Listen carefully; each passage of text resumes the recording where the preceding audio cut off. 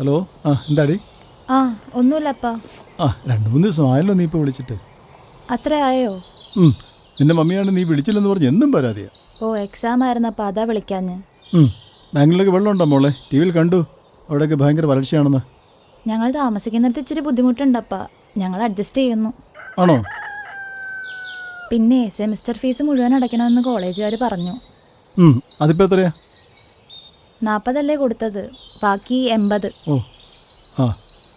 ഈ മാസം ഒടുവിൽ അടയ്ക്കാമെന്ന് പറയാം മോളെ.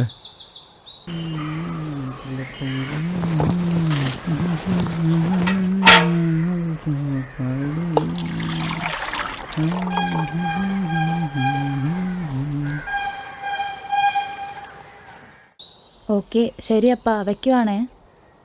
ശരി, എന്നാ വെച്ചോടി മോളെ.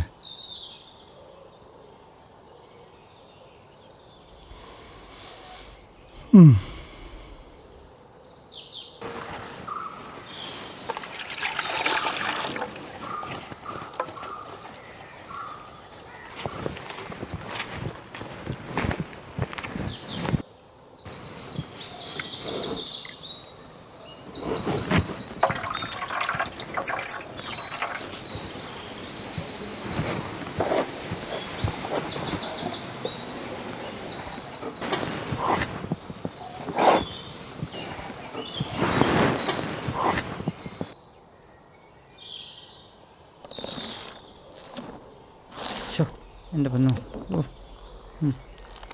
സുരേന്ദ്ര, ദാ വന്നേ.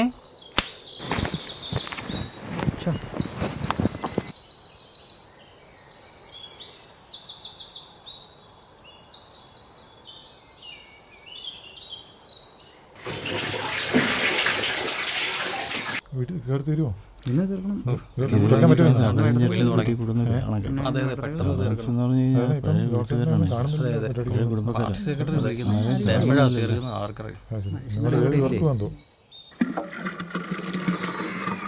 ഇവിടെ ആരും ഇല്ലെന്നാ തോന്നുന്നത്. ലോറൻസ് ഏട്ടോ. ലോറൻസേ, അതെ ഞാനിപ്പോൾ വരാൻ കേട്ടോ. ആരാണ്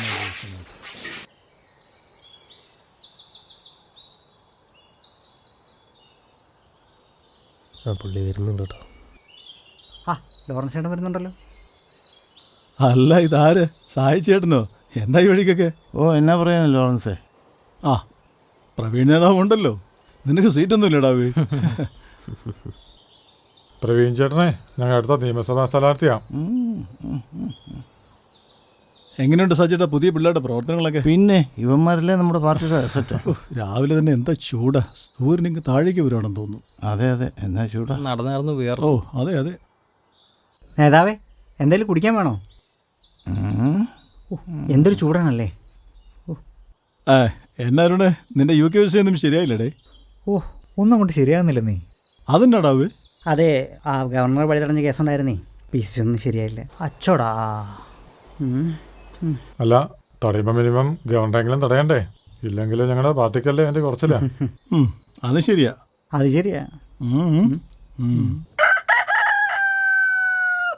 അല്ല, എന്താ എല്ലാം കൂടെ വിശേഷിച്ചിറങ്ങിയത്? അല്ല ലോറൻസേ, ഇലക്ഷൻ പ്രഖ്യാപിച്ച് അറിഞ്ഞു കാണുമല്ലോ. കാര്യമായിട്ട് എന്തെങ്കിലും സംഭാവന ഒന്ന് സഹായിക്കണം. സംഭാവനയോ? എന്ത് സംഭാവന? എന്നാ ലോൺസിയുടെ ഈ പറയുന്ന ഇലക്ഷനൊക്കെ ആവുമ്പോൾ എന്നാ ചെലവെന്നറിയാവോ? ആരോടെ ഈ പറയുന്നത്? ലോറൻസ് ചേട്ടാ നമ്മുടെ പഴയ പാർട്ടിക്കാരനാ. അതൊക്കെ പണ്ടല്ലേ ചേട്ടാ. ഇപ്പൊ നിങ്ങൾക്ക് വേണ്ടത് എന്റെ കുടുംബത്തിന്റെ വോട്ടല്ലേ? അത് ഞാൻ അങ്ങ് കുത്തും. എന്റെയും. ദേശീയ പാർട്ടിക്കാർ കോടികളെ മുടക്കണം. അപ്പോൾ പ്രാദേശിക പാർട്ടിക്കാരായ ഞങ്ങളെ സഹായിക്കേണ്ടത് നിങ്ങളല്ലേ? ഒരു ഇലക്ഷൻ എത്രയാ ചിലവാകുന്നുള്ളത് ഞാൻ പറഞ്ഞ് മനസ്സിലാക്കി തരേണ്ട കാര്യമില്ലല്ലോ. എന്തിനാ ചേട്ടാ ലക്ഷങ്ങളും കോടികളും? നല്ല സ്ഥാനാർത്ഥികളാണെങ്കിൽ ജനങ്ങൾ വിജയിപ്പിക്കില്ലേ? എൻ്റെ മുന്നേറ്റ സ്ഥാനത്ത് കെട്ടിവെക്കാൻ തന്നെ എത്ര രൂപ വേണം? ഭക്ഷണം, പ്രചരണം, വാഹനം, ഇതൊക്കെ ചിലവല്ലേ? ചേട്ടൻ്റെ വകയെ കെട്ടിവെക്കാനുള്ള കാശ് നിന്ന് ഞാൻ സ്ഥാനാർത്ഥികളുള്ളത് പടവെടുക്കാം, പേപ്പറിൽ വിടാം. എടാ കൊച്ചേർക്ക, ഈ പ്രവർത്തനം എൻ്റെ അടുത്ത് ചാമ്പരുത്. അവന്റെ സ്ഥാനാർത്ഥിക്ക് കെട്ടിവെക്കാനുള്ള കാശ് പോലും.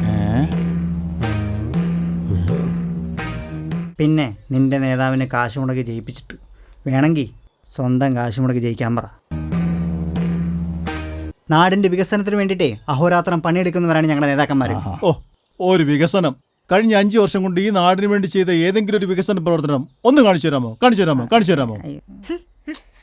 അതെ, ചേട്ടൻ ഞങ്ങളെ പഠിപ്പിക്കാനൊന്നും വരണ്ട. ജനപ്രതിനിധികൾ ചെയ്യുന്നത് ജനസേവനമാണ്. അപ്പോൾ അവരെ സഹായിക്കേണ്ട ഉത്തരവാദിത്വം നിങ്ങളുടെയാണ്. ജനസേവനം ജനസേവനം എന്നതിൻ്റെ അർത്ഥം നിനക്ക് ഇതുവരെ മനസ്സിലായിട്ടില്ല മോനെ. പ്രതിഫലം വാങ്ങാതെ ചെയ്യുന്ന പ്രവർത്തനത്തിനാണ് ജനസേവനം എന്ന് പറയുന്നത്. അതെ, ഞങ്ങൾ ചേട്ടന് പുരാണമൊന്നും കേൾക്കാൻ വന്നല്ല. ഇപ്പം എത്ര തരാൻ പറ്റും അത് പറ. ഞങ്ങൾ ചോദിച്ചവരാരും ഇതുവരെ തരാതിരുന്നിട്ടില്ല. വല്ലതും തരാൻ പ്ലാൻ ഉണ്ടോ ലോറൻസേ? എന്ത് തന്നെയായാലും ഇതിന്റെ പേരിൽ 5ന്റെ പൈസ തരാൻ ഞാൻ ഉദ്ദേശിക്കുന്നില്ല. വാടാ മക്കളെ, നമുക്ക് നമ്മുടെ കാര്യം നോക്കാം.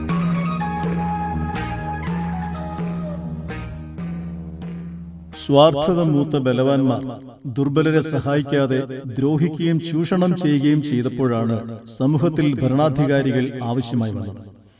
ഭരണാധികാരികൾ ഏകാധിപത്യവും സ്വേച്ഛാധിപത്യവും നടപ്പിലാക്കി ദുർബലർക്ക് നീതി നിഷേധിച്ചപ്പോഴാണ് ജനാധിപത്യം ആവശ്യമായി വന്നത്. അവിടെയും പാവപ്പെട്ടവന് രക്ഷയില്ലെങ്കിൽ മറ്റൊരു മാർഗത്തെക്കുറിച്ച് ചിന്തിക്കുവാൻ ജനം നിർബന്ധിതരാകും. ഇലക്ഷൻ വരും, ആ സമയത്ത് നിങ്ങൾ വരും, നിങ്ങൾ കൈകൂക്കും, നിങ്ങൾ ജയിക്കും. ഇലക്ഷന് ശേഷം ജനങ്ങൾ നിങ്ങളുടെ മുമ്പിൽ വരും, ഞങ്ങൾ കൈകൂക്കും, എന്നാൽ ഞങ്ങൾ ജനങ്ങൾ തോൽക്കും. ജനങ്ങൾ തോൽക്കുന്ന ഏക സമ്പ്രദായമാണ് ജനാധിപത്യം.